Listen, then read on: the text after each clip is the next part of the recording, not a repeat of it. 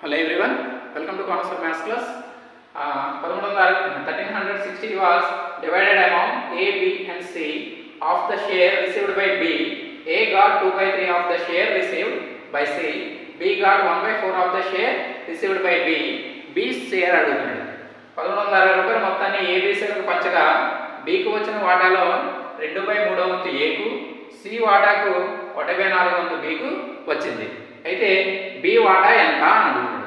ఇక్కడ మనం ఆప్షన్స్ ఇచ్చాడు 120 రూపీస్, 160, 240, 300 రూపీస్ ఇచ్చాడు.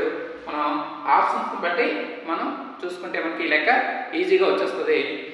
ఇక్కడ Bకు వచ్చిన వాటాలో 2/3 వంతు Aకు, Cకు వచ్చిన వాటాలో 1/4 వంతు Bకు వచ్చింది. ఇప్పుడు B వాటా ఎంత? ఫర్ ఎగ్జాంపుల్ మనం B వాటా 120 రూపీస్ తీసుకున్నాం అనుకోండి.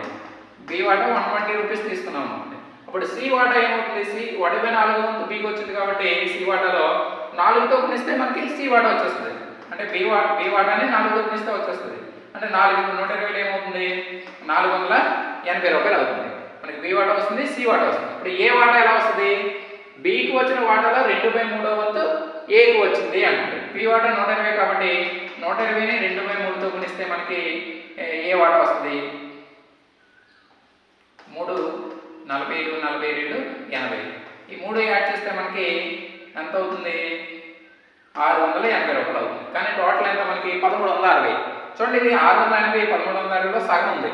అంటే ఇప్పుడు మనం 120 కాకుండా ఏది తీసుకుంటే మనకు ఆన్సర్ అవుతుంది?